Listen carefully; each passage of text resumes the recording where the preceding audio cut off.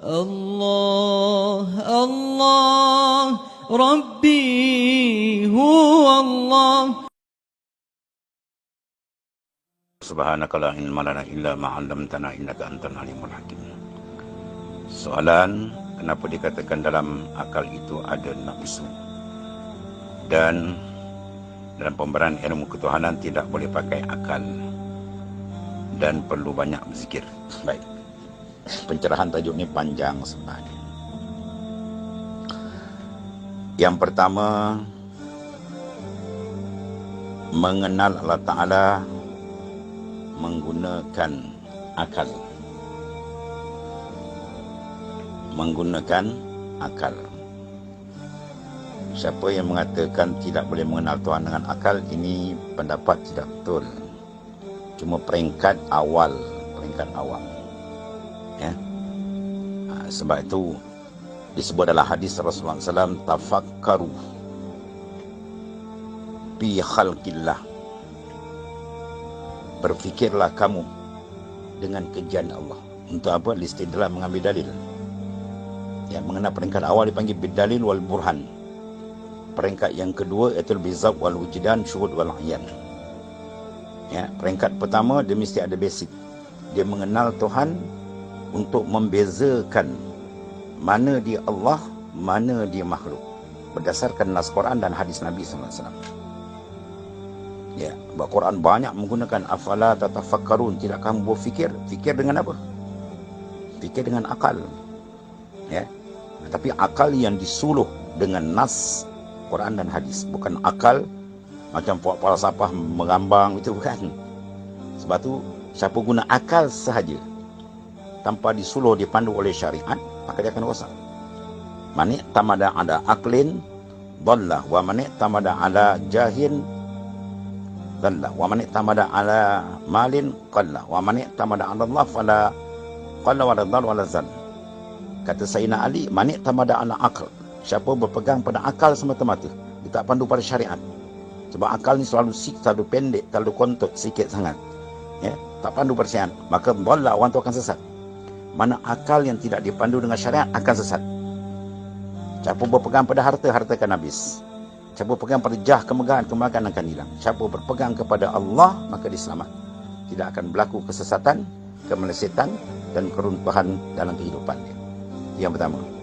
Sebab tu Al-Hujatul Islam, ulama sufi besar, Al-Imam Al-Ghazali menyebut, "Waman lam ya'lam wa man lam ya'rif hukm al-aqli falaysa bi'aqilin."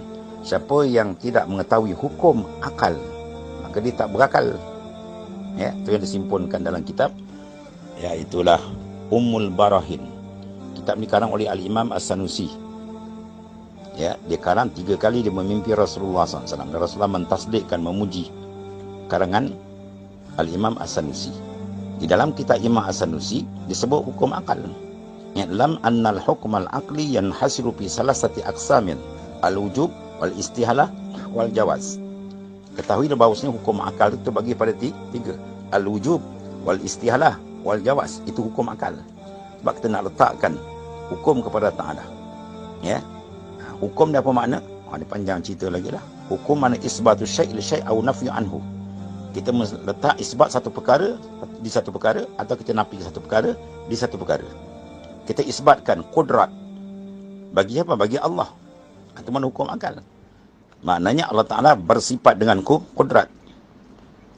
Kalau orang tanya kita, apa beza bersifat Allah dengan kudrat dengan mesti Allah Ta'ala bersifat dengan kudrat? Ini 2 beza.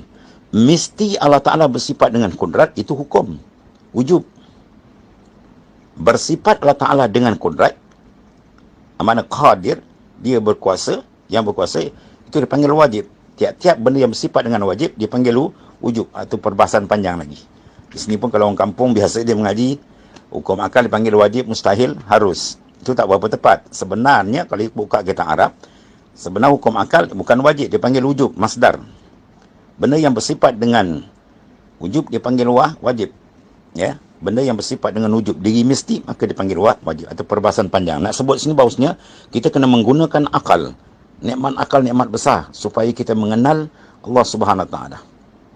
Wa fi anfusikum afala tatadabbarun. Wa fi anfusikum afala tubsirun. Banyak ayat-ayat Quran suruh kita menggunakan akal dan menggunakan. Walhasil dia sebenarnya Imam Ghazali bahas apa hakikat akal, apa hakikat ruh, apa hakikat sir. Semua tu adalah benda yang dikatakan sama, hakikat yang sama, cuma dipanggil berbeza. Ya. Kalau di hakikat insan tadi itu maknanya tenggelam dengan kerosakan, itu dipanggil nafsu. Kalau dia dah pandai membeza sikit, dia panggil akal. Kalau duduk dalam makam roh, atas lagi, itu dah tinggi, dah bersih. Itu contoh dia lah, makna pembersihan tu mengikut martabat dia. Hakikat yang sama, iaitu hakikat diri kita ialah benda yang dipanggilkan apa? Latifatur Rabbaniyah Nuraniyah. Hakikat diri kita insan ni ialah benda yang latifah. Latifatur Rabbaniyah, benda yang sir, yang seni, dibangsakan kejadian Allah, makhluk Allah Ta'ala, roh kita ni, yang nurani, yang bangsa nur. Sebab dalam perjalanan tarekat dia menggunakan perjalanan nur. Al-anwar matayir qulub wal asrar. Kata Ibnu Atta, al-anwar, nur ni ialah matayah, kenderaan. Sebagaimana kita nak berjalan menggunakan kenderaan zahir, jisim kita yang zahir menggunakan kenderaan yang zahir, kereta, motor dan sebagainya. Ya, adapun yang nak berjalan dalam rohani, dia tak menggunakan kereta, motor, dia menggunakan nur. Sebab dalam perjalanan kerohanian ada panjang cerita lagi lah. Itu dalam suluk dan sebagainya, tarekat ya, yang muktabarah begitu cara dia. Itu nak ceritakan akal mesti diguna. Ya, kalau tak guna akal, dia tak berakal. Tapi jangan gunakan akal yang tidak dipandu oleh syariat. Itu maksudnya. Kemudian kita dalam perjalanan ketuhanan tidak boleh pakai akal.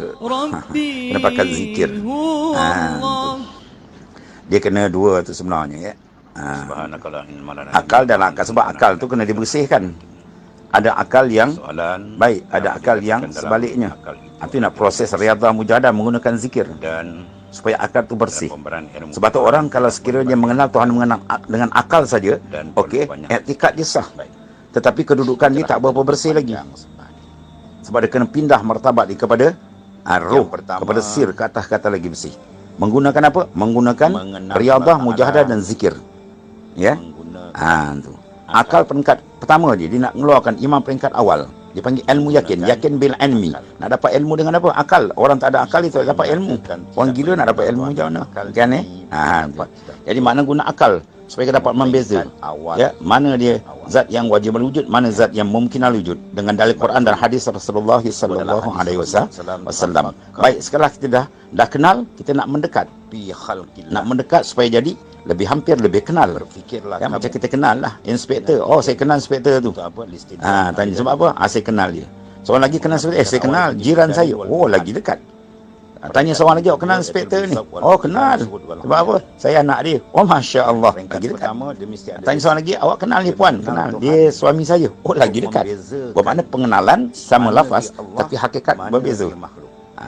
Pengenalan. Sebab tu nak mengenal, kalau jalan riyadhah wal mujahadah dengan zikir, lebih lagi zikir yang ada sanad mengenai kafiat yang cara diatur oleh para arifin billah, insya-Allah pengenalan dia lagi tinggi.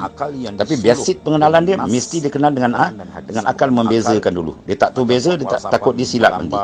Ni mengaji hakikat tinggi, usuluddin dia tak kemas. Jadi rosak kadang-kadang. Akhir mengaku Tuhan tak payah semayang atau karut jadi. Ya. Itu maknanya peringkat awal dia kena gunakan akal. Tapi ingat dalam akal tu masa ikhtilat ada godaan nafsu banyak tu dia kena bersihkan. Bila dia bersihkan daripada akhlak yang tak baik, maka lagi cantik iman dia. Ya. Pembersihan paling tinggi sekali apa? Mengeluarkan pandangan pada diri. Iza kharajta anka faqad wasalta ila Allah. Bila engkau keluar daripada diri engkau, maka engkau akan sampai pada Allah. Keluar di sini maknanya itu maksud daripada mana la haula wala quwata illa billah.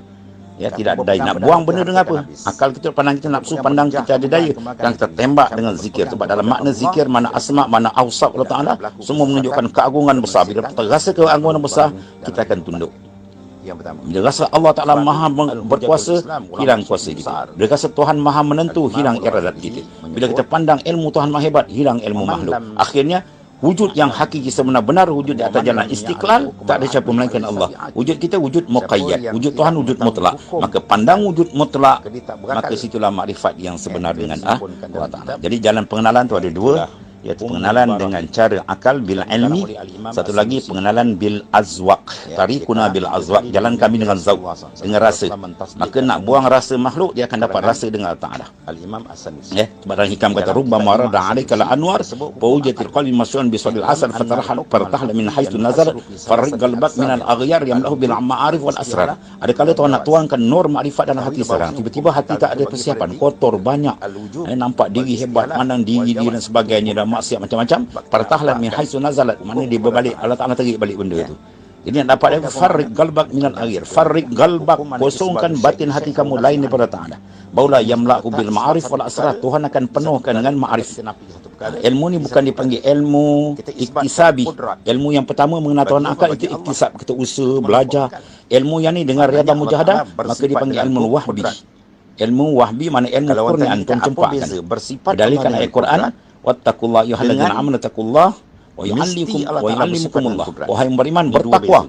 Tuhan akan ajar. Allah Taala bersifat syarat bertakwa, maka takwa tidak sah melainkan dengan ilmu zahir kena ada. Ilmu kemudian peka tasawuf dengan kemas, kemudian beramal, jadilah insan muttaqin. Di situ bila cantik bersih sampai tahap Tuhan kurniakan dia satu ilmu terus deret.